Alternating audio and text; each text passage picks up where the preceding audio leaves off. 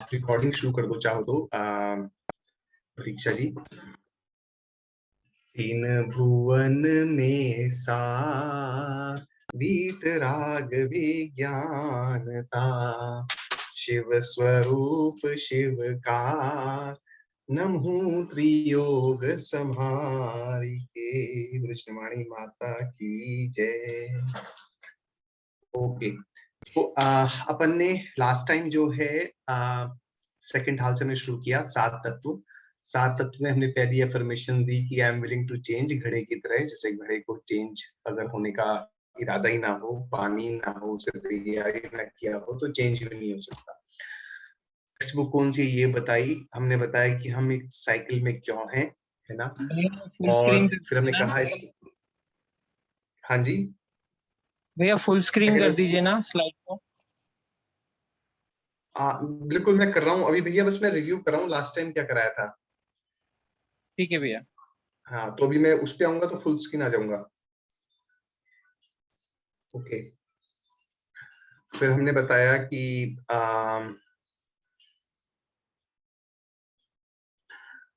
Beliefs में, हमारे विश्वास में, जो हम विश्वास करते हैं उसी प्रकार से हमारे एक्शंस होते हैं, और उसी हिसाब से जो है हमारे सारे काम होते हैं।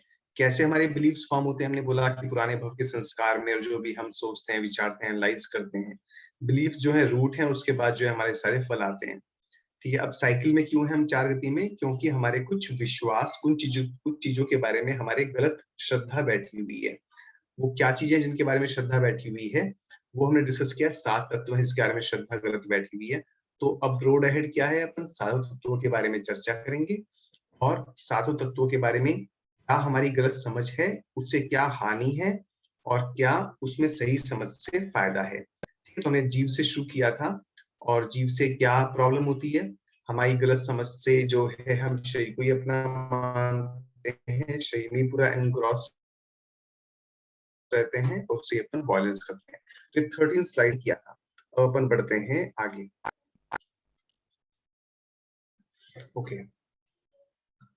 तो मैंने होमवर्क भी दिया था पिछली बार, एक ये वाला होमवर्क दिया था। तो किस किसने होमवर्क किया, चैट पे मैसेज करके बता सकते हैं यस या नो, जिसने होमवर्क किया।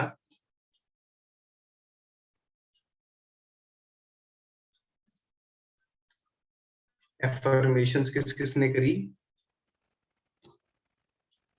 ओके, अंकिता जी ने करी।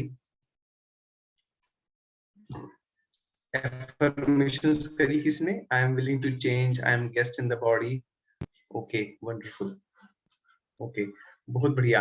आप बहुत ही बढ़िया, आती जैन। ओके, आपको कोई किसी को शेयर करनी है, कैसा आपका अनुभव रहा होमवर्क करके।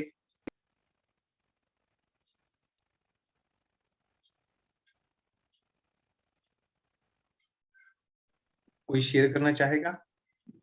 जय जिनेंद्र भैया और जय जिनेंद्र सभी हाँ को। जी, हाँ जी, पॉजिटिव फीलिंग्स आई हैं। बहुत बढ़िया, अच्छा, बहुत अच्छी बात है। ओके, बहुत बढ़िया। तो I am willing to change, I am guest in the body, बहुत बढ़िया। और होपफुली आप लोगों ने स्लाइड्स भी रिव्यू करी होंगी।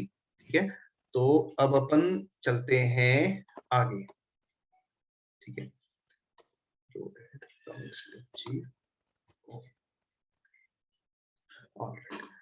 तो मैं स्क्रीन शेयर करता हूं, और अपन आते हैं यहाँ पर और इस पर। ओके, तो ये लास्ट टाइम हमने डिस्कस कर चुके थे ये वाला, तो अपन आगे चलते हैं। ठीक है, अब पहले यहाँ पर हमने ये डिस्कस किया था कि हमारी जो रॉन्ग अंडरस्टैंडिंग है उससे क्या परेशानी होती है। हमने शरीर को अपना मान लिया, तो अब शरीर में ही एनग्रॉस रहेंगे।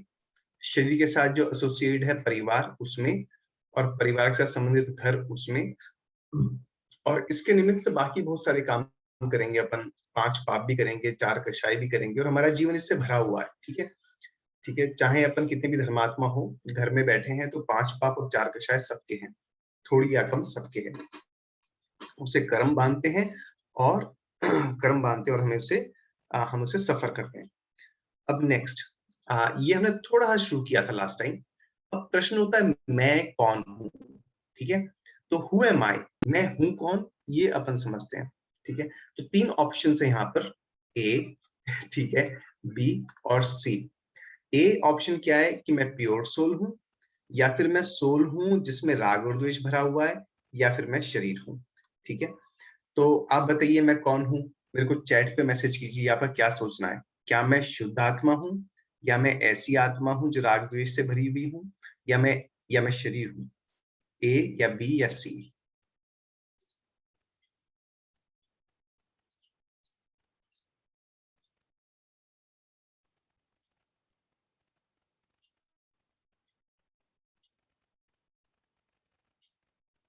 ओके, बहुत बढ़िया। कई लोगों का जवाब ए आ रहा है, कई लोगों का जवाब बी आ रहा है, बहुत अच्छी बात है। सी तो नहीं आ रहा।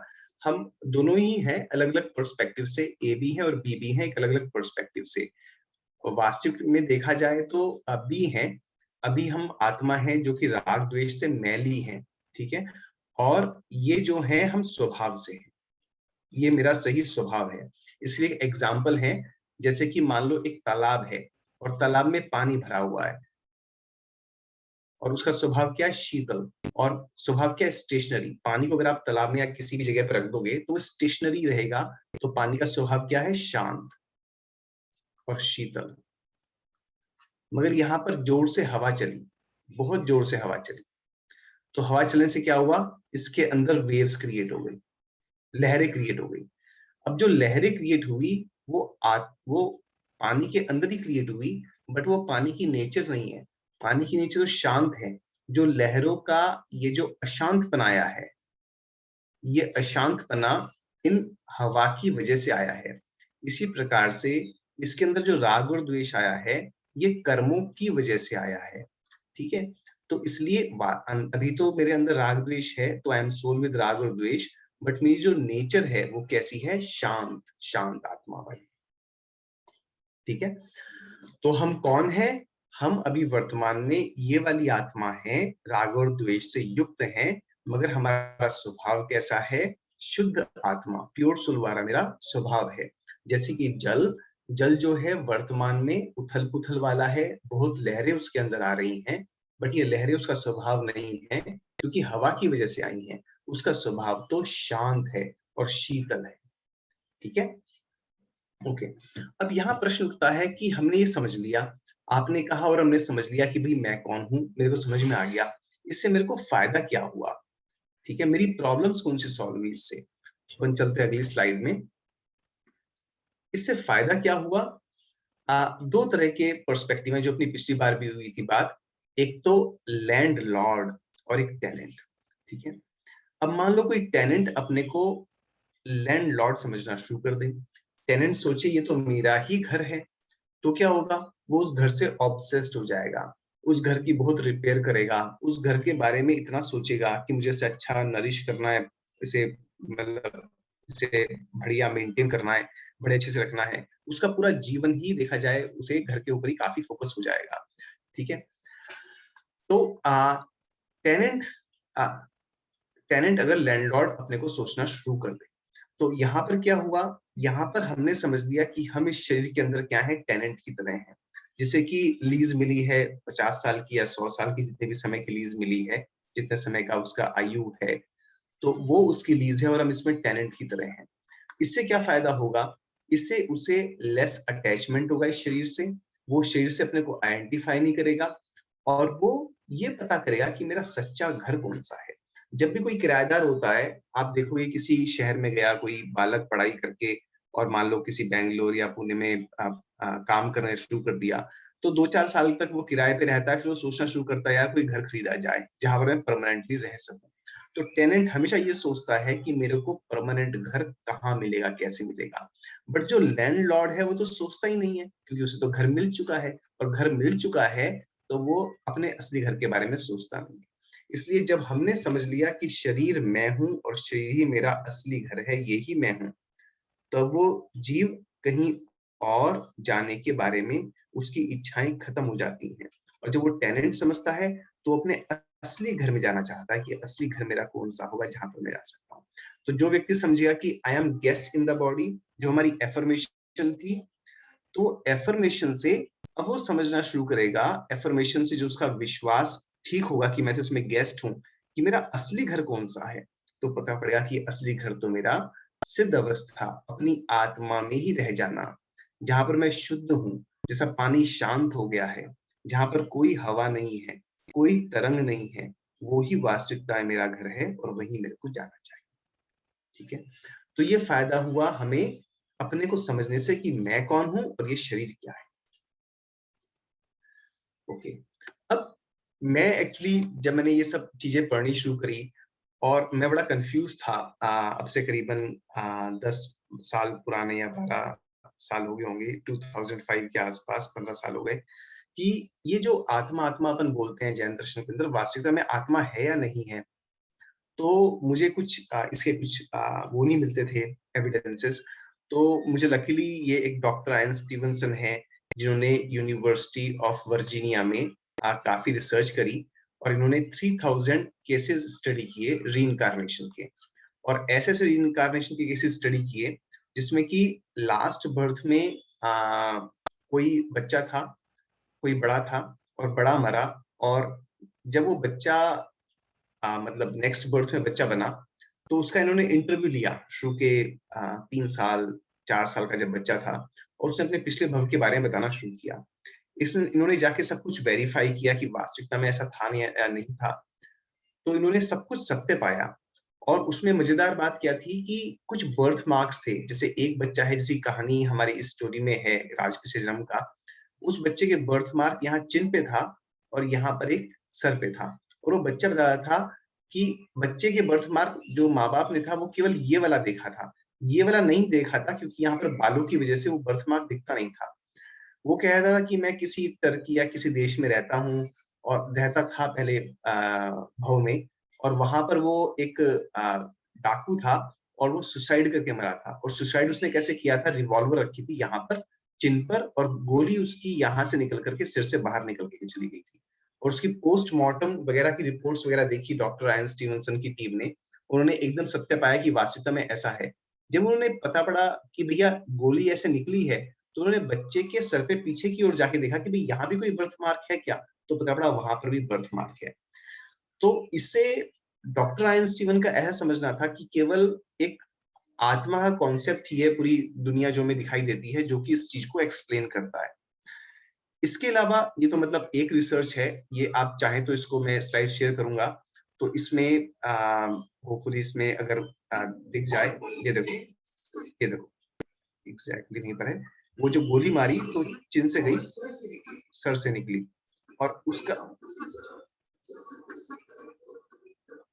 तो वहीं पर उसे बर्थ मार्क मिले। तो ऐसे उन्होंने 3000 केसेस अलग अलग तरीके के पढ़े, जिसमें कि उसे एक्सप्लेन करने का तरीका एक ही था कि भाई वास्तविकता में दो जीवन के बीच में कोई कनेक्शन है, एक प्रीवियस लाइफ एक न्यू लाइफ के बीच में एक ही कनेक्शन है। और केवल ईस्टर्न फिलॉसफीज जो हैं, केवल भारत के अंदर ये जहाँ पुनर्जन्म को मनाया जाता है, हिंदू फिलॉसफी में और जैन फिलॉसफी में और बुद्ध फिलॉसफी में, बाकी जो वेस्टर्न फिलॉसफीज हैं तीन, जैसे क्रिश्चियनिटी है, जुदाइज्म है और इस्लाम है, इन तीनों में जो है पूर्व जन्म को नहीं मनाया था। तो ये वहां पर ये कंसेप्ट जो है पूरा फॉरेन है। तो उन्हें यही समझ में आया कि इसका एक ही एक्सप्लेनेशन है कि आत्मा वास्तविकता में एग्जिस्ट करती है। ठीक है, तो आत्मा है। ठीक है, तो एक फायदा क्या हमें पता पड़ा कि अगर आत्मा है और हमने समझा कि भाई आत्मा है, तो अब हम समझे कि हम गैस से शरीर के अंदर, और मेरा जो रियल होम है उसे हम प्राप्त करने की कोशिश करें, जहां पर हम वास्तविकता में मकान मालिक बन पाए, यानी अपनी आत्मा के मकान मालिक। दूसरा और क्या इसके इम्प्लीकेशंस हैं? इसके इम्प्लीकेशंस हैं कि हम जितने भी लोगों को देखें उन सबको हम जीव की तरह देखें। ठीक है, चाहे वो कोई फेमस पर्सनैलिटीज हो दुनिया की, है ना, अलग अलग रेसेस से हो सकता है ब्लैक हो, व्हाइट हो या कुछ भी हो, है ना, चाहे वो दूसरे धर्म के हो, ज्यूज हो, राइट, चाहे महात्मा गांधी हो या कुछ भी हो, चाहे पेड़ पौधे हो, चाहे जानवर हो, शेर जैसे खूंखार हुआ, ये सलमान खान वगैरह जो ये भी सेलिब्रिटीज हैं, या भिखारी हो, है ना, या फिर जो भी है, जितने भी हमें हैं, ये सब के सब जीव हैं। और इन सबको देखें, जो असली जीव है वो हमें दिखाई नहीं दे रहा, हमें केवल शरीर दिखाई दे रहा है। जो टेनेंट है, टेनेंट तो अंदर बैठा हुआ है, जो गेस्ट है वो अंदर बैठा हुआ है, जो हमें दिखाई नहीं देता। और सबका जो गेस्ट का शांत स्वभाव है वो उस पानी की ही तरह है तालाब में, जो कि शांत है। स्वभाव सबका वैसा ही है। सब में अलग अलग प्रकार की हवा है, और अलग अलग प्रकार की हवा से किसी में अलग तरह की वाइब्रेशंस पैदा हुई, किसी में अलग तरह की वाइब्रेशंस पैदा हुई, क्योंकि हवाएं भी अलग अलग तरह की हैं। ये जो हवा आत्मा में कर्म की आती है, वो अलग अलग प्रकार की कर्म की हवाएं आती हैं, और जिसकी वजह से ये इनकी शक्ल सूरत कहीं तो ऐसी हो जाती है, कहीं पर ऐसी हो जाती है, कहीं पर ऐसी हो जाती है। शक्ल सूरत अलग हो जाती है, और उनके हाव भाव, उनकी रुचियां, उनका इंटरेस्ट, उनके संस्कार, किसी को प्रसिद्धि की चाह है, किसी को भोजन की चाह है, किसी को विषय भोग की चाह है ना। अलग अलग उनके इंटरेस्ट बन जाएंगे, अलग अलग जातियां प्रजातियां में पैदा हो जाएंगे, बट सबके सब एक वो ही शांत जल की तरह हैं। मात्र जो हवाएं हैं उसकी वजह से जो वाइब्रेशंस हुई, उससे ये इतने प्रकार की अवस्थाएं बन जाती। और जब हम ऐसा देखना शुरू करते हैं सब लोगों को जीव की तरह, तो हमें उनके प्रति एक्सेप्टेंस की फीलिंग आती है, उनके प्रति हमें कुछ और समस्याएं हैं जो नहीं होती। उन समस्याओं के बारे में आगे अपन चर्चा करेंगे। अजीव में जब अपन डिस्कस करेंगे तो उसके बारे में अपन थोड़ी और चर्चा करेंगे, क्या क्या समस्याएं आती हैं जब हम जीव को जीव रूप में नहीं देखते, इनके शरीर के रूप में हम देखना शुरू करते हैं। ठीक है, तो यहाँ पर हमारा जीव तत्व समाप्त हुआ। अब अपन जीव तत्व से अगले तत्व पे चलते हैं, अजीव। तो जीव और अजीव एक्चुअली एक ही सिक्के के दो पहलू हैं। ये तो हमारा था जीव, ठीक है। और जीव का हमने डेफिनेशन कही थी कि जो कि जानता है, द वन हु नोज, है ना, जानने वाला। अब जानने वाला अगर समझना है तो हमें वो भी समझना पड़ेगा जो जीव नहीं है, ठीक है। अगर मार्केट में जा रहे हैं और मार्केट में अगर देसी टमाटर खरीदने हैं तो ये भी समझना पड़ेगा कि विदेशी टमाटर या हाइब्रिड वाले टमाटर कौन से होते हैं, ताकि अपन अलग अलग कर सकें दोनों को और देसी टमाटर ही खरीद सकें। तो अजीव को समझना पड़ेगा। अजीव क्या है? जिसमें जानने की शक्ति नहीं। तो इस पूरी दुनिया के अंदर, ये पूरी दुनिया में आपको फैला लो, दो ही तरह की चीजें हैं। एक तो जो जानने की शक्ति वाला है, और एक जो जानने की शक्ति नहीं वाला है। इसमें सब आ जाएंगे। शरीर में जानने की शक्ति नहीं है। अगर आत्मा निकल जाती है और मुर्दा पड़ा रहता है तो उसमें जानने की शक्ति नहीं होती। जो कर्म परमाणु आत्मा के साथ जो कर्म के परमाणु बंधे हुए हैं, ये कर्म परमाणुओं में भी जानने की शक्ति नहीं आत्मा के अंदर है। और उसके अलावा और कोई भी पुद्गल, घर वगैरह इत्यादि, इन सब के अंदर भी जानने की शक्ति नहीं। उनके अंदर ना कोई जानना होता है, ना इसके अंदर कुछ गुस्सा होता है, ना कोई इच्छा होती है, ना कोई संवेदना होती है, ना कोई दुख होता है, ना कोई सुख होता है। जीव वाली चीजें कोई भी इनके अंदर नहीं होती, वो केवल आत्मा के अंदर होती है। ठीक है, तो जो हमने जीव में समझा, जीव जैसा है, उसका उल्टा अजीव है। और समस्या क्या आती है इनके साथ में? सबसे बड़ी समस्या क्या आती है कि इसको हम अपना मान लेते हैं। ठीक है, ये आत्मा है और ये शरीर है। शरीर को हमने अपना मान लिया, और शरीर को अपना मानने से पहले अपन पहले इसके बारे में चर्चा कर चुके हैं। तो ये प्रश्न है, मशीन विद एआई कैपेबिलिटीज या सेंसर्स। तो जो मशीन्स होती हैं जिसमें एआई कैपेबिलिटीज या सेंसर्स हैं, वो भी एक्चुअली जीव नहीं है, क्योंकि उनके अंदर जानने वाला कोई नहीं है। वो मात्र एक लॉजिक के ऊपर काम कर रहे हैं। वो लॉजिक है, और वो लॉजिक मैकेनिकल लॉजिक है। वो लॉजिक जो है, वहां जानने वाला कोई भी नहीं है। आप समझे, जैसे हम हैं, हमारे अंदर एक जानने वाला है जो चीजों को महसूस कर सकता है, जान सकता है, जिसका संवेदना है। बट वो जानने की कैपेबिलिटी, एआई जो कैपेबिलिटीज हैं, वो किसमें है? वो प्रोग्राम में है। प्रोग्राम को प्रोसेसर रन करता है। प्रोसेसर के अंदर जानने वाला कौन है? प्रोसेसर के अंदर जानने वाला कोई भी नहीं है। उसके अंदर चिप है, चिप के अंदर चिप के अंदर प्रोसेसिंग हो रही है, अर्थमेटिक लॉजिक यूनिट है और जो भी सब कुछ है, बट उसमें जानने वाला कोई भी नहीं है। इसके ऊपर अपन विचार करें तो हमें समझ में आया कि उसमें जानने वाला कौन है, ये अपन ढूंढे तो जानने वाला एक्चुअली कोई भी नहीं है उसके अंदर। ओके, अब प्रॉब्लम क्या हुई, हमने अजीव को अपना मान लिया, जैसे हमने पहले भी डिस्कस किया था और ये पहले हम डिस्कस कर चुके हैं, उससे हमने कशाय करी, उसमें अपनापन मानना और अपनापन मानने से 5 पाप और कशाय करी, कर्म बांधा। एक और समस्या हमारी आती है अजीव के साथ में, वो ये कि हम उसको नित्य और शरण रूप मानना शुरू कर देते हैं। ये एक फीलिंग है। इस दुनिया में देखें तो जितने भी एसोसिएशंस हैं अजीव के साथ में, आत्मा का शरीर के साथ जो एसोसिएशन है वो अनित्य है। अभी 50-100 साल में ही सब कुछ रिन्यू हो जाएगा, शरीर बदल जाएगा और दूसरा शरीर आ जाएगा। और इस दुनिया में हम देखें, जो दुनिया में दिखाई देती है 6 कॉन्टिनेंट्स की, इसमें देखें तो अगले 120 साल के बाद जितने भी लोग हैं उनमें से कोई भी नहीं रहेगा। 120 साल के बाद सारे नए लोग आ जाएंगे और मतलब 120 साल को अपन मैक्सिमम एज लेके चलते हैं।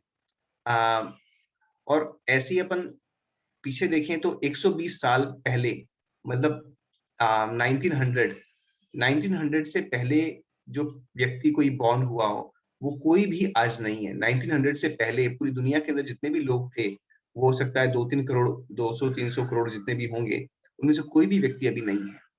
तो जितने भी लोग हैं सबके सब मर जाते हैं और नए लोग पैदा होते हैं, वो मर के अलग अलग फॉर्म में चले जाते हैं।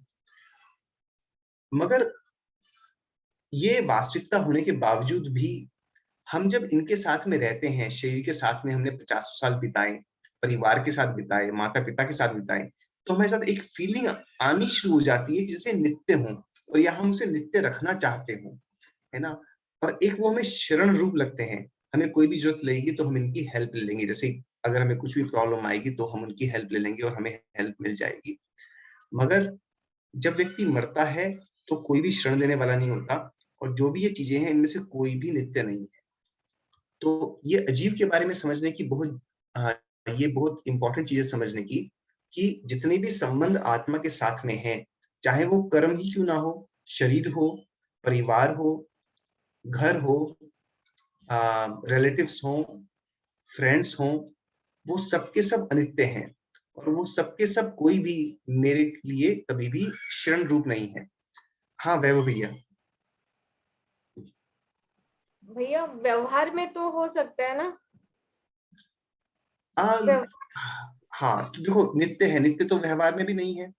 नित्य नहीं, शरण। शरण मैंने हेल्प हेल्प, जैसे किसी ने किसी की हेल्प कर ली कुछ प्रॉब्लम्स में, कुछ उसमें से, हाँ उस केस में हाँ, तो व्यवहार में बिल्कुल वो हेल्प करते हैं, मगर उसमें भी व्यवहार में हेल्प तभी वो कर पाते हैं जब हमारे पास इतना सफिशिएंट पुण्य हो जिसकी उदीर्णा हो सके। ये थोड़ा सा अलग कॉन्सेप्ट है, थोड़ा और डिटेल हो जाएगा, बट कोई भी अगर हमारी हेल्प करता है तो वो हेल्प तभी कर पाता है जब हमारे पॉकेट में इतना पुण्य हो जिसकी उदीर्णा हो सके। अगर हमारे पास पॉकेट में इतना पुण्य ही नहीं है तो फिर तीर्थंकर भगवान भी उनका भला नहीं कर पाते, वो भी चले जाते हैं अपना मोक्ष उपदेश देकर के। जिसके पॉकेट में थोड़ा पुण्य होता है उसे ही वो मिल पाता है। तो व्यवहार में हेल्प कर सकता है, बिल्कुल वो भैया कर सकता है हेल्प, बट कुछ कंडीशंस के साथ में, मतलब उसके पास भी पुण्य होना चाहिए। हाँ तो भैया, लेकिन अगर हम ऐसा मान लें कि हेल्प हेल्प कर सकता है, अभी मान लिया, लेकिन अगर ऐसा माने कि हेल्प नहीं कर सकता, तो फिर थोड़ा सा निराशावाद नहीं आ जाएगा क्या? जैसे नहीं, हेल्प, हाँ हेल्प हम कर भी सकते हैं, हम इतनी ही हेल्प कर सकते हैं सामने वाले की जितना सामने वाले का पुण्य हो। अब जैसे कोई बच्चा है 5 साल का और वो थोड़ा सा क्रूर स्वभाव का है, तो अभी उसका पाप का उदय चल रहा है और वो क्रूर स्वभाव का है, सबको आसपास पीटता वीटता फटता है, गहरे संस्कार हैं। उसे आप कुछ समझाओगे तो वो समझ में नहीं आएगा, तो आप हेल्प करना चाहोगे, आप हेल्प करने की कोशिश भी करोगे, बट आपका उदय भी प्रबल है तो आप नहीं कुछ कर सकते। और दूसरा बच्चा है जो माइल्ड क्रूर स्वभाव का है ना, मगर उसका इतना पाप का उदय प्रबल नहीं है, आप उसे समझाओगे तो भी उसके पुण्य थोड़ा सा पॉकेट में है, तो आप समझाओगे तो वो समझ जाएगा और सही रास्ते पे आ जाएगा। इसको एक एग्जांपल से समझते हैं। जैसे कि ये नदी है और नदी में पानी बह रहा है और यहाँ पर एक व्यक्ति जो है वो पानी के साथ में तैरता चला जा रहा है। अब ये चाहता है कि नदी से बाहर निकल जाऊं, तो अब नदी का अगर वेग बहुत तेज है, बहुत तेजी से बह रहा है और आप यहाँ पर बैठे हो किनारे पे और उसे डंडा दे रहे हो डंडे से ताकि पकड़ के आ जाए, अगर बहुत तेजी से पानी बह रहा है तो डंडा शायद नहीं पकड़ पाएगा, बड़ा मुश्किल है। मगर अगर पानी का बहाव कम है, थोड़ा फेवरेबल है उसके लिए, तो थोड़ी मेहनत करेगा, डंडे से पकड़ के आ जाएगा। तो आप हेल्प तो करोगे, मगर आप हेल्प आपकी तभी उसके पास बन पाएगी जब उसका भी थोड़ा पुण्य होगा कि वो पुण्य का हेल्प लेकर के आपका डंडा पकड़ के आ जाए। तो दोनों साइड से काम होगा, आपकी साइड से भी और उसकी साइड से। जी भैया। ओके भाई। हाँ भैया, आ गया समझ। हाँ, ये मोटा मोटा मैंने बताया है। इसको ना मैं जब कर्म की डिटेल में बताऊंगा तो इसके पुण्य कर्म होते हैं, इस व्यक्ति के स्टॉक में पुण्य कर्म होते हैं जो कि भविष्य में उदय में आने वाले होते हैं। और जब आप कोई हेल्प देते हो तो उनकी उदीर्णा हो जाती है, तो भविष्य में जो पुण्य कर्म उदय में आने वाले हैं वो वर्तमान में उदय में आ जाते हैं और उसकी हेल्प हो जाती है। और ये हेल्प करने के लिए रिकमेंड किया गया है शास्त्रों में कि हमें दूसरे की हेल्प करनी चाहिए, क्योंकि अगर हम उसकी हेल्प नहीं करेंगे तो पाप के उदय में रहेगा और पाप करेगा और पाप करके पाप कमाएगा और कुगति में जाएगा। और अगर आपने उसकी हेल्प कर दी और उसका पुण्य की उदीर्णा हो गई और उस पुण्य की उदीर्णा में उसकी बुद्धि सुलट गई, तो अच्छे काम करेगा और अपने पापों को डिफ्यूज करके वो सदगति प्राप्त कर सकता है और मोक्ष तक जा सकता है।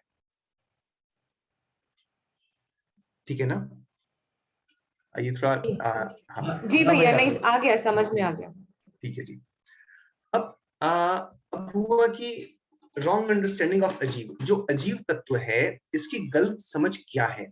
हमने पहली जब रोड मैप किया था तो हमने कहा था कि हम सारे के बारे में क्या समझेंगे कि हर तत्व की गलत समझ क्या है, गलत समझ से हानि क्या है, सही समझ क्या है और सही समझ से फायदा क्या है। तो अब अजीब तत्व की गलत समझ क्या है हम थोड़ा थोड़ा समझ ही रहे हैं। ओके,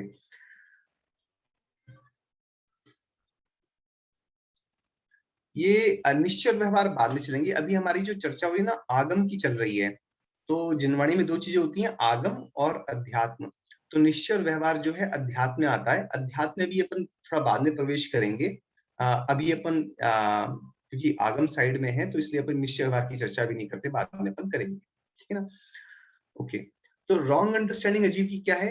अजीब में सबसे जो हमारा क्लोज है और सबसे ज्यादा राग हमारा किससे होता है?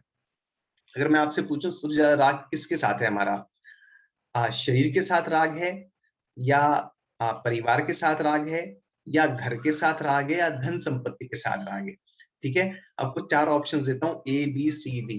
पहला शरीर, आप चैट पे बताइए। ठीक है, ए शरीर, बी फैमिली, सी होम और डी धन संपत्ति। किसी से ज्यादा राग है?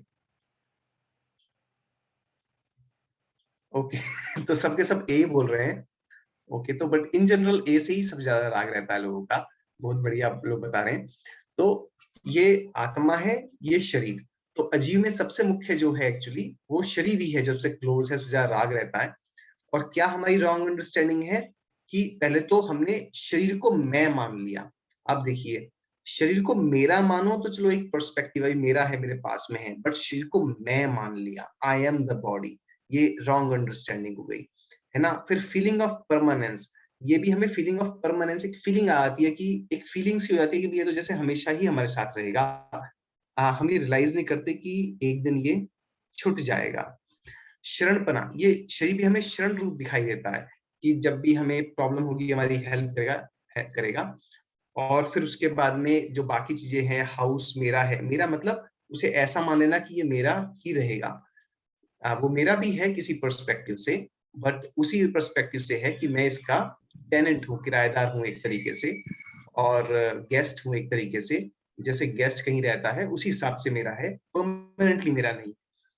अब रॉन्ग अंडरस्टैंडिंग, हाँ जी ये शरणपना नहीं समझ आया, एक बार जरा इसको दोबारा क्लियर करना।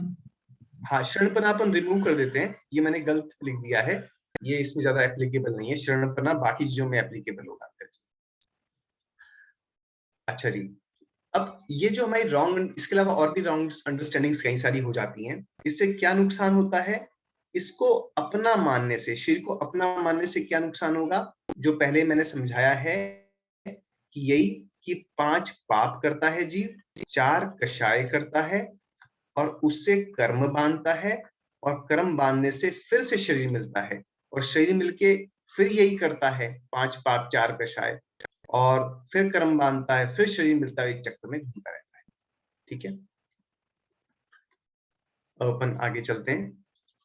चैट में क्वेश्चन तो नहीं है। अब राइट अंडरस्टैंडिंग क्या है? सही तो अजीब की गलत समझ क्या है? उसे अपना मान लिया। उसे नुकसान क्या है? संसार में भटकाव, 5 पाप और 4 कषाय। और सही समझ क्या है इसकी? सही समझ ये है कि ये मेरी बिरादरी का नहीं है, इसकी जाति अलग है। ठीक है, बहुत इंपॉर्टेंट चीज है कि ये मेरी बिरादरी का नहीं है, मेरी जाति अलग है, इसकी जाति अलग। जैसे अपन बोलते ना, हम हिंदू हैं, ये मुसलमान है, या हम जैन हैं, ये हिंदू हैं, हम ज्यूज हैं, ये पैलेस्टीनियंस हैं, है ना, हम वाइट्स हैं और ये थर्ड वर्ल्ड कंट्री के नॉन वाइट्स हैं या हिस्पैनिक्स हैं, वगैरह वगैरह। ऐसे ऐसे लोग अपनी बिरादरी जो बोलते हैं, मगर असली बिरादरी तो ये है कि हम सब जीव हैं, और ये जो अजीब है ये हमारी कैटेगरी का नहीं है, हमारी बिरादरी नहीं है, इसकी जाति ही अलग है। हम जानने वाले हैं, हमारा काम है जानना, ये हमारी कैरेक्टरिस्टिक है, और इनका काम है नहीं जानना, ये जानते नहीं। ये जीव और अजीव में फंडामेंटल अंतर है, तो ये हमारी कैटेगरी की नहीं है।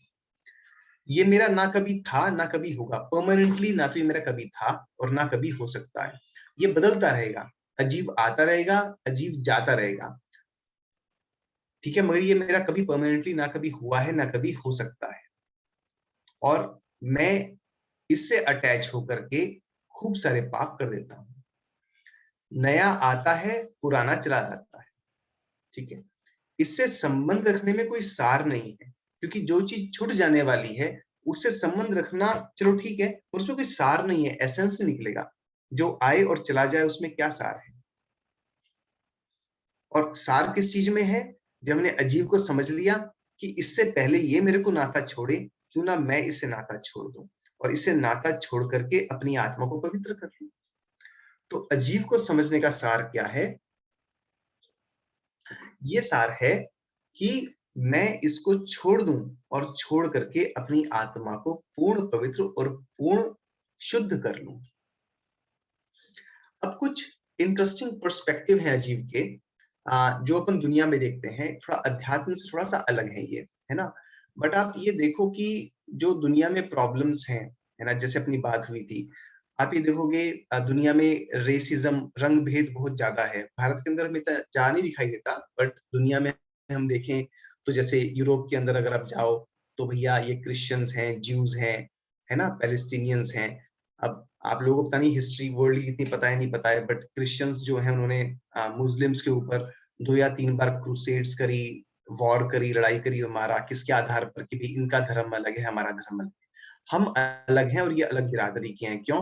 क्योंकि उन्होंने अपने को जीव नहीं समझा, उनको जीव नहीं समझा। उन्होंने समझा कि भैया ये जो हमारे ऊपर हमारा धर्म का पोता लगा हुआ है, यही वास्तविकता में मैं हूँ, और इनके ऊपर धर्म का पोता लगा हुआ है मुसलमान का, ये अलग है, और चलो इनको मारो पकड़ करके, ठीक है, और हम अपने को ऊंचा दिखाएं।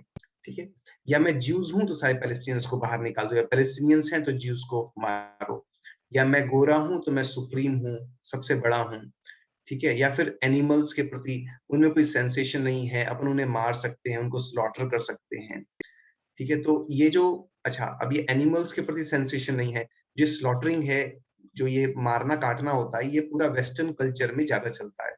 और इसी कारण जो वेस्टर्न रिलीजन्स हैं, चाहे वो क्रिश्चियंस हो, चाहे ज्यूज हो, चाहे मुस्लिम्स हो, वो क्रूअल ज्यादा हो जाते हैं, क्योंकि वो एनिमल्स के प्रति उनकी सेंसेशन रहती, और फिर ह्यूमंस को भी मारने के प्रति उनकी सेंसेशन खत्म हो जाती है, तो क्रूअल्टी उनके अंदर डेवलप हो जाती है। तो जीवों को दूसरे जीवों के प्रति क्रूअल्टी डेवलप हो जाती है। ठीक है, तालिबान ने क्या स्टेटमेंट दिया था कि एनीबडी जो अफगान है वो सेफ है हमारी कंट्री में, बाकी सेफ नहीं है। ठीक है, तो वो जो अफगान है बस वो ही मेरा है। ठीक है, तो जो एक भारतीय संस्कृति है वसुधैव कुटुंबकम या जो भी है, ये सारे, या फिर जैन धर्म बोलता है कि मैत्री रखो सारे जीवों से, जितने जीव हैं उन सबसे मैत्री रखें, किसी के प्रति दुख ना हो। उस प्रकार की सोच ना बनने से हमारे अंदर अलग अलग प्रकार की दरारें बैठ जाती हैं, हमारे रंग के आधार पर, धर्म के आधार पर, देश के आधार पर, और लोग एक दूसरे के प्रति हेट्रेड पैदा करके लड़ाइयां करते हैं। इससे क्या होता है, लड़ाइयां होती हैं, जैसे मैंने बताया क्रिश्चियंस और मुस्लिम्स की लड़ाइयां पहले जो हुई और ये भी हो रही है, ईरान, इराक और अफगानिस्तान वगैरह वगैरह, ज्यूज और पैलेस्टीनियंस की लड़ाई होती है, असहिष्णुता हो जाती है। ये बहुत बड़ी प्रॉब्लम होती है। हम दूसरे के बातों को, दूसरे के धर्म को, दूसरे के सोच विचार को दूसरे के रूप रंग को स्वीकार नहीं कर पाते, असहिष्णु हो जाते हैं, डोमिनेट करना शुरू करते हैं, दूसरे कल्चर के प्रति डोमिनेट करो, हम उनसे ऊंचा हो जाएं और वो नीचे हो जाएं, हेट करना शुरू कर देते हैं, उनसे कंपटीशन करना शुरू कर देते हैं, उनसे अपन आगे बढ़ें। और एक और जो इंटरेस्टिंग पर्सपेक्टिव है कि वातावरण के एनिमी बन जाते हैं, क्योंकि वातावरण जो है वो किससे बना है, पृथ्वी, जल, वायु, अग्नि, आकाश, इन सब चीजों से, और इन सारी जगह पर जीव है, और हम उन जीवों की रेस्पेक्ट नहीं करते तो हम वातावरण से भी एनिमी बन जाते हैं। तो जीव अजीव की समझ ना होने से, अगर आप ये सोचो, इसको एक अपन अध्यात्म की जगह एक थोड़ा सा एक अलग पर्सपेक्टिव लें आज, और दुनिया में देखना शुरू करें। अगर दुनिया में लोग ये समझना शुरू करें कि भैया हम शरीर नहीं है और हम आत्मा हैं, तो कितनी समस्याएं दुनिया के अंदर जो है वो कम हो जाएं। ऐसे नहीं कि पूरी समाधान हो जाए, बट कितनी कम हो जाए। लोग अपने को बाहर के चोले से कम आइडेंटिफाई करें, अपने को जीव से आइडेंटिफाई करें, है ना। फिर कॉपरेशन भी इससे खत्म हो जाता है, लोग कॉपरेट कम करते हैं, है ना। अगर जीव जीव समझेंगे तो कॉपरेट ज्यादा करेंगे। ठीक है, सही पर्सपेक्टिव क्या है कि सबको हम जीव देखें और सबके प्रति हम कंपैशन रखें। तो सबके सब जीव हैं, सबके पास ही एक जैसी सोल है, चाहे किसी भी देश के हों, कैसे भी हों, किसी भी रंग के हों, किसी प्रकार के हों। और कुछ पर्सपेक्टिव्स हैं। अब जीव अजीव के बारे में समझना होने से क्या नुकसान होते हैं। व्यक्ति को मृत्यु का भय होता है। हाँ जी। जनरली हम ऐसे बोलते हैं ना, किसी पर्टिकुलर जाति से कुछ सामान मत खरीदो एंड ऑल, तो ये फिर इस पर्सपेक्टिव से तो वो गलत हो जाएगा। हाँ, तो जैसे अपन बोलते हैं ना, सांप के बिल में हाथ मत डालो, तो हम जानते हैं सांप भी जीव है, मगर हाथ मत डालो, क्योंकि हमें पता है काटेगा तो नुकसान हो जाएगा। बट हम सांप से दूर रहते हैं, उसका मतलब नहीं कि हम सांप से घृणा करते हैं। तो घृणा करना अलग चीज है और उससे दूर होना अलग चीज है। तो अपन किसी कास्ट से अपन दूर रहते हैं, वो इससे रहते हैं कि उससे हम दूर रहेंगे, अगर हम उसके साथ में संसर्ग में आ गए तो हम अशुद्ध हो जाएंगे, मगर हम उससे घृणा नहीं करते। भैया एक बात थी, जैसे अपने यहाँ बात चल रही कि सारी मतलब सभी आत्माएं हैं, सभी एक समान है, लेकिन जो जैसे जो अदर रिलीजन्स हैं, जैसे ज्यूज हैं, क्रिश्चियंस हैं, तो इनमें तो ये बताया गया है कि जो उत्पत्ति हुई है तो सिर्फ मनुष्य को जो है वो भगवान ने, या मतलब उनके जो गॉड है उन्होंने अपने हाथों से बनाया है, बाकी सारे जो हैं वो कमांड देने पे, मतलब कमांड देने पे बने हुए हैं। हाँ, और इंसान को उन्होंने अपनी मिट्टी मिट्टी झाड़ झूड़ के जो है वो ऐसे बनाया। तो जो पर्सपेक्टिव है वो एकदम उनका अलग है ना, और हमारा जो है वो अलग है। तो जब हम दुनिया में शांति लाने की या इस तरह की मतलब बातें हम सोच रहे हैं कि ऐसे होगा, तो मतलब एक अलग तरीके की बात हो रही है। अभी मुझे नहीं लगता कि ऐसा पॉसिबल, क्योंकि उनके इनहेरिटेंस में ही यही चीज है शुरू से कि भैया सिर्फ इंसान जो है वो श्रेष्ठ है, और इंसान की सेवा के लिए पेड़ पौधे पशु पक्षी ये सब है। बिल्कुल, ये पॉसिबल नहीं है, और अभी वैसे भी छठा काल आने वाला है तो डेफिनेटली पॉसिबल नहीं है।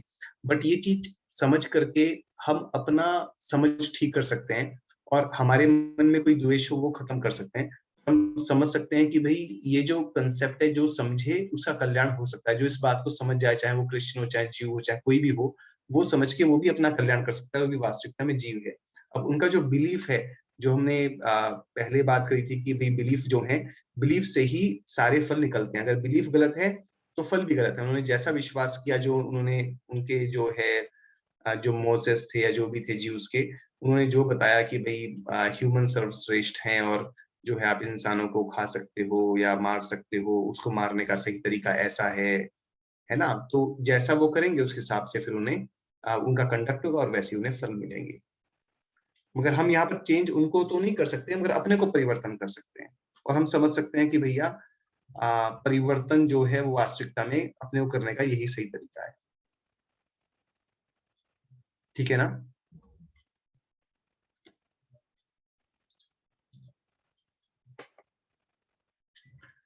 अच्छा, अब अपन आते हैं आगे। जीव अजीव को ना समझने से एक क्या होता है कि मृत्यु का भय, मैं मर जाऊंगा, मतलब मैं खत्म हो जाऊंगा, है ना। ये एक भय रहता है। और जब व्यक्ति को समझ जाता है कि भाई मैं मरने वाला नहीं हूं, तो ये फियर ऑफ डेथ खत्म हो जाता है। और ये वाली बात ये आयन स्टीवनसन जो मैंने बताया था पहले, उसने अपने इंटरव्यू में बोली थी कि मेरे को इस रिसर्च से ये बड़ा फायदा हुआ कि मेरा मृत्यु का भय खत्म हो गया, क्योंकि मुझे पता है कि मैं मरने वाला तो हूं नहीं। ओके। दूसरा, व्यक्ति जो होता है जब जीव अजीव को नहीं समझा तो फिर अपने को इस बर्थ से लिमिटेड ही मानता है। जैसे कि मान लो मैं मतलब इतना हूँ, 5 फीट 5 इंच का या जो भी है मेरी हाइट है, मैं लिमिटेड हूँ। या मैं जो हूँ मेरे अंदर इतनी ही बुद्धि है ना, मेरे अंदर इतना ही कैपेबिलिटीज हैं जो भी उसे लगती हैं, उसे लिमिटेड मानता है। और जब जीव समझता है कि भैया मैं तो जो है जीव हूँ, तो अब वो जीव के पर्सपेक्टिव समझ जाता है, तो क्या समझता है कि मैं लिमिटलेस हूँ, मैं तो अनलिमिटेड हूँ, मेरी लिमिट्स कोई भी नहीं है। जीव की लिमिट अनंत ज्ञान, अनंत वीर्य, अनंत सुख, वो अनंत है जिसकी कोई अंत ही नहीं है, तो लिमिटलेस है सब कुछ। और यहाँ पर क्या व्यक्ति सोचता है कि मैं लिमिटेड हूँ, है ना। दूसरों को भी लिमिटेड देखता है, अपने को भी लिमिटेड देखता है। मैं अब पैदा हुआ था और अब मर गया, या मेरे पिताजी अब मर गए, है ना। मैं कैसा दिखता हूँ, क्या मेरे पास है, क्या मेरा परिवार है, उससे अपने को सीमित महसूस करता है। और वो सीमित महसूस करने से क्या होता है कि जैसा महसूस करता है वो उस सीमाओं के अंदर बंद के ही रहता है, उसे तोड़ करके बाहर नहीं निकल के आ पाता, अपने को मुक्त नहीं कर पाता। अपने को मुक्त कैसे कर सकता है? जब वो समझे कि मैं जीव हूँ और मैं असीम हूँ, मेरी सीमाएं नहीं है, मेरे ज्ञान की सीमाएं नहीं है। मेरा ज्ञान जो है पूरे विश्व में व्याप्त हो सकता है। मेरा शक्तियां जो है वो अनंत है, लिमिटलेस है। मेरा सुख जो है वो लिमिटलेस है। जब व्यक्ति अपने को यहीं पर सोचता है तो वो ऐसे ही सुख की कामना करता है जो एक मनुष्य को मिल सकता है, तो इंद्रिय सुख की या थोड़ी बहुत सुख की। मगर जिसने अपने को जीव समझा, वो कौन से सुख की कल्पना करेगा? वो लिमिटलेस सुख की, अनलिमिटेड सुख की कल्पना करेगा कि मुझे तो वहां पर प्राप्त करना है। तो जो हमारे गोल्स हैं वो सारे परिवर्तन हो गए। यहाँ पर हमारे गोल जो थे बहुत ही छोटे गोल्स थे, और अब जब सही समझा तो गोल्स अपने भी इनफाइनाइट हो गए, लिमिटलेस गोल्स हो गए। और जब लिमिटलेस व्यक्ति के गोल्स होते हैं तो वो उसी दिशा की ओर आगे भागता है। अब नया जो पर्सपेक्टिव है, नया जो सोचने का तरीका है, वो क्या हुआ कि मैं कौन हूं? मैं तो आत्मा हूं, और साथ में ये बॉडी मेरे साथ जुड़ी हुई है, मैं साथ गेस्ट हूं। और कोई दूसरा व्यक्ति है, चाहे ही है, शी है, या जो भी है, एनिमल है ना, या जो भी है, वो कैसा है, उसको भी वो इस तरह से देखता है। ये भी आत्मा और शरीर का एक कॉम्बिनेशन है। ये एक चीज नहीं है। अभी तो एक चीज दिखाई देती ना, जैसे हमने बोला तो कोई व्यक्ति है, जैसे अकिंचन है ना, तो अकिंचन है तो एक व्यक्ति है, हमें लगता है एक व्यक्ति है, नाम भी एक ही है, या वैभव भैया है ना, एक ही व्यक्ति है, एक ही नाम है, बट नहीं, एक नहीं है, दो है। एक आत्मा है जो वास्तविकता में वो है, और एक शरीर है जो अलग है। तो ये हमारा एक नया पर्सपेक्टिव होता है। जब बोलने में अपन वो बात नहीं करते, मगर अंदर से समझ में आना शुरू होता है कि भैया ये आत्मा अलग है, इसकी शरीर अलग है। ठीक है। और जो बाहर दिखाई दे रहा है, बाहर में पहाड़ दिखाई दे रहे हैं, पर्वत दिखाई दे रहे हैं, घर दिखाई दे रहा है, ये सब जो अजीब पदार्थ दिखाई दे रहे हैं, ये सब पुद्गल परमाणु का ग्रुप है, समूह है पुद्गल परमाणु का। ये हमारी देखने की दृष्टि हो जाती है। और जब ये देखने की दृष्टि बनती है तो अपने आप हमारी कषाय भी कम हो जाती हैं, हमारे विश्वास सही होते हैं। और जब हमारे विश्वास सही होना शुरू होता है तो हमारे पाप और कषाय भी कम होनी शुरू हो जाती है और हम लिमिटलेस स्थिति को प्राप्त करने की कोशिश करते हैं। ओके, तो हमने अभी क्या किया, ये वाली जो हमारा पूरा चैप्टर था, इसमें हमने दो तत्व लिए जो कि एक्चुअली एक ही है, देखा एक ही तरह के हैं, मतलब बेसिकली एक ही सिक्के के दो पहलू हैं, जीव और अजीव, है ना। ये हमने कवर किया। उसमें सबसे पहले हमने कहा कि जो भी हमारे बिलीव्स होते हैं उसी के हिसाब से हमारा चरित्र होता है। हम जो भी करते हैं अपने विश्वास के आधार पर ही करते हैं, है ना। और हम संसार में क्यों घूम रहे हैं, तो हमने ये तीन चीजें देखी जो शास्त्रों में जिस प्रकार से हैं, मिथ्या दर्शन, मिथ्या ज्ञान और मिथ्या चरित्र।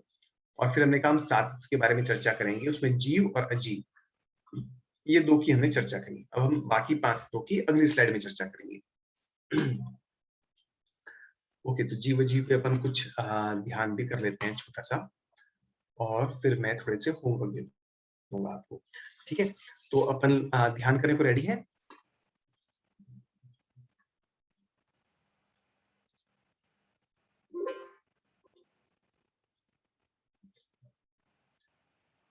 हेलो, ओके, ध्यान करें अपन। जी जी भैया। ठीक भैया। ठीक है, तो अपन बैठ जाएं, शांति से बैठ जाएं। मैं स्क्रीन अनशेयर कर रहा हूं और गहरी सांस लें, छोड़ दें।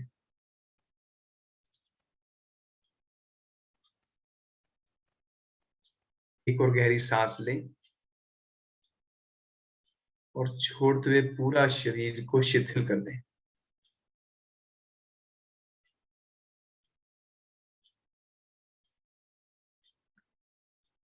एक और गहरी सांस लें और छोड़ते हुए पूरे शरीर को शिथिल कर दें। अपना ध्यान दाहिने पैर के अंगूठे की ओर लेके जाएं और देखें कोई सेंसेशंस हो रही हैं। दाहिने राइट लेग का अंगूठा ध्यान लेके जाएं। ठंडा लग रहा है या गर्म लग रहा है, हो सकता है कुछ अंदर पल्सेटिंग सेंसेशंस फील हो रही हो सकता है कुछ भी सेंसेशंस ना फील हो रही। ध्यान से अपने मन की आंखों से उसे देखें।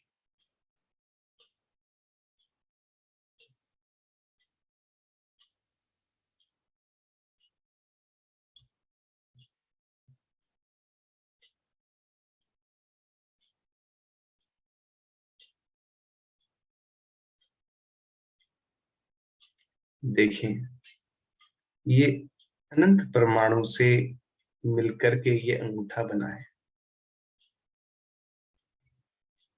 इसके अंदर हड्डी है, हड्डी के ऊपर चमड़ा लिपटा हुआ है, खून है। नया खून आ रहा है, पुराना खून जा रहा है। नया खून आ रहा है, पुराना खून जा रहा है। और उसके ऊपर स्किन है, और मैं इसे जानने वाला जीव हूं।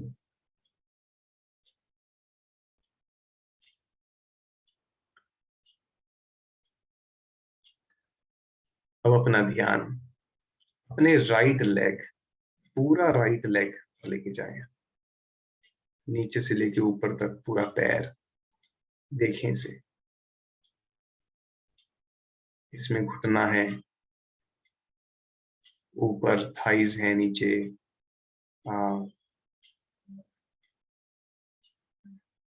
घुटने के नीचे का पोर्शन है। देखिए, अनंत परमाणु से ये भी मिलके बना है। ये सारे परमाणु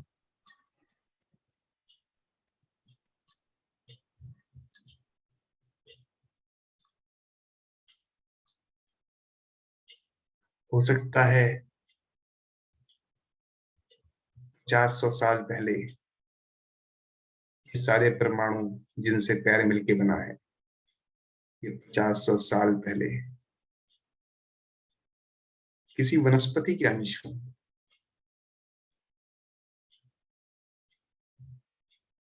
या मिट्टी के अंश हो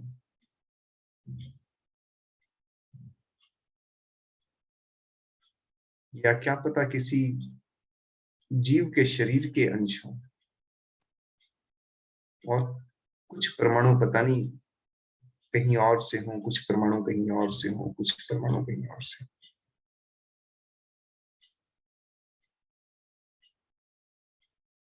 और अगले 50-100 साल के बाद हो सकता है ये परमाणु राख बन जाए,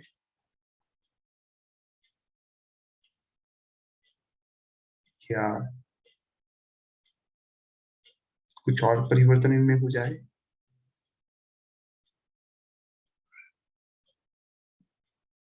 अब अपना ध्यान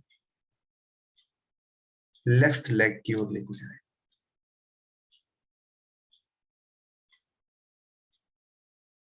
देखें लेफ्ट लेग को, पूरा पैर,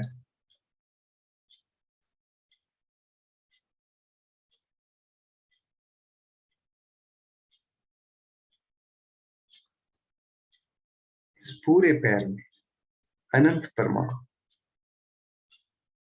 और मैं जानने वाला।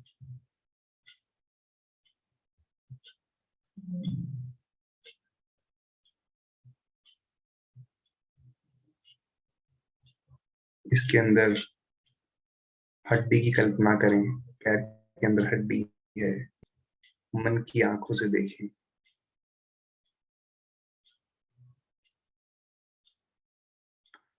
और खून, चमड़ा,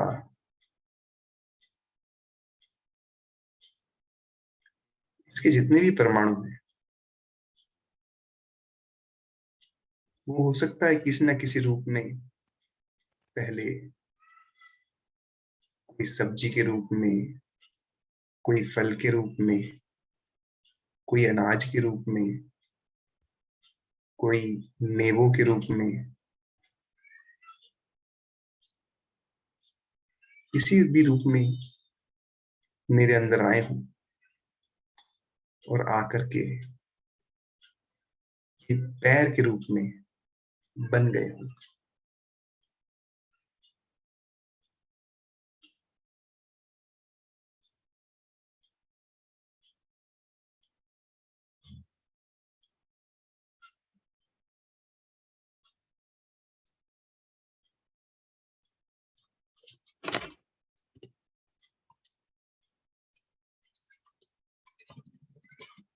अब अपना ध्यान अपने पूरे शरीर पे लेके जाएं, ऊपर से लेकर नीचे तक।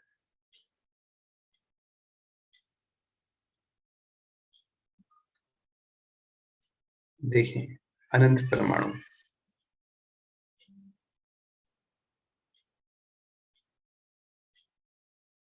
और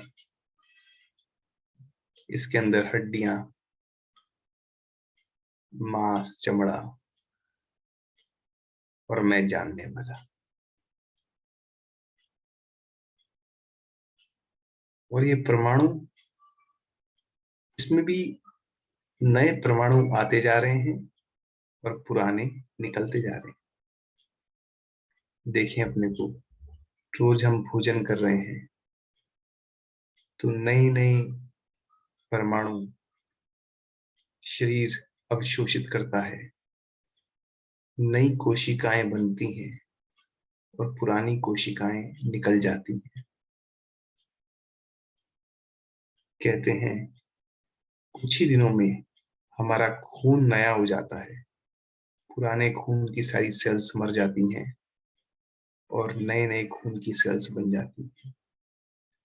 हमारी त्वचा भी समय के साथ बदलती रहती है। सारी कोशिकाएं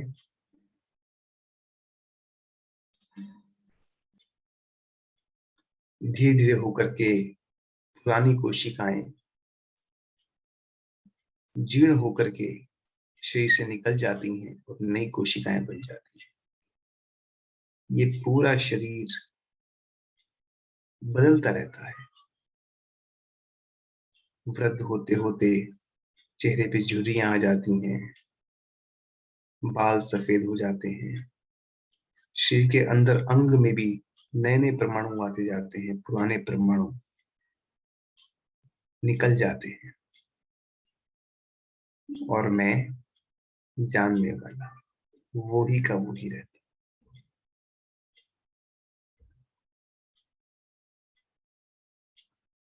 इस शरीर से भिन्न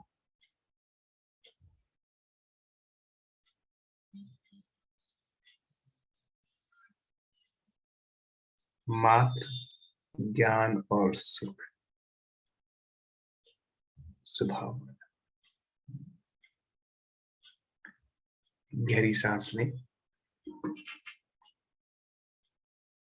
और श्वास छोड़ते हुए धीरे धीरे आंखें खोलें।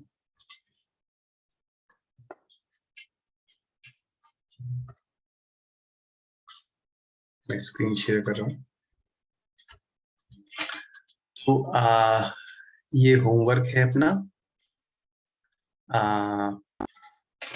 एक तो एफर्मेशंस, तो पिछली बार जो दी थी वो ये एफर्मेशंस अपन करेंगे, है ना।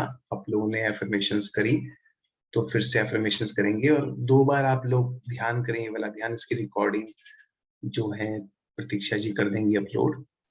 और आप भगवान से प्रार्थना करें कि हे प्रभु, मुझे इस बात का सच्चा श्रद्धान हो कि मैं कौन हूं और कौन नहीं, है ना। सबसे पहले हमें विश्वास अपना सही करना है। तो आप चाहो तो ये सीधा लाइन बोलो कि हे प्रभु, मुझे इस बात का सच्चा श्रद्धान, मैं कौन हूं कौन नहीं। तो जीव और जीव की सच्ची श्रद्धा हो, जो हमने पढ़ा है इसका हमें सच्चा श्रद्धान हो, यह भगवान से आप प्रार्थना करें। कभी भी कर सकते हैं, सुबह कर सकते हैं, सुबह आपका पूजा का टाइम हो, जब भी आप पूजा करते हैं उस समय, या जब भी आपका मन करे।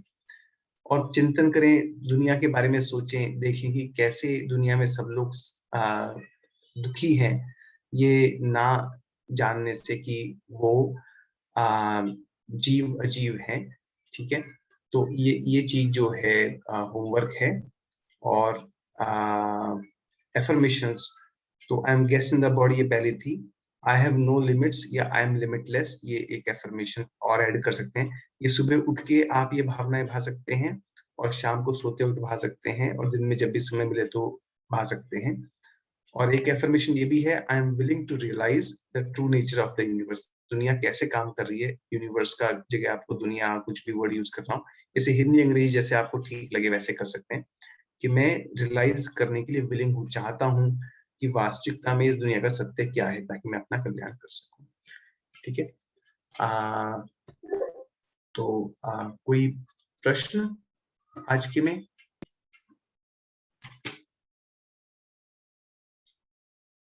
आप लोग करेंगे होमवर्क?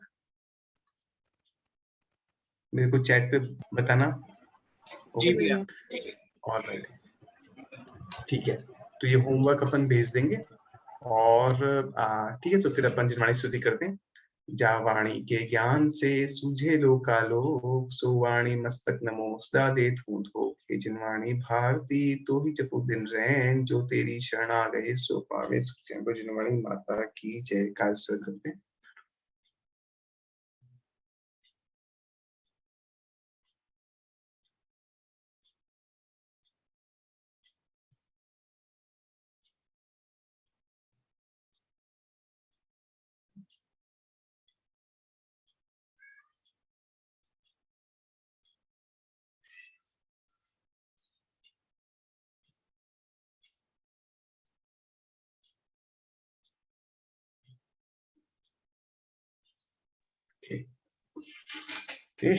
सबको जय जय जिनेंद्र। जिनेंद्र, सबको हाँ, जय जय जिनेंद्र। जिनेंद्र। सबको जय जय जिनेंद्र। सबको जय जिनेंद्र। जय जिनेंद्र जी। जय जिनेंद्र। जय जिनेंद्र जी। जय जिनेंद्र। जय जिनेंद्र।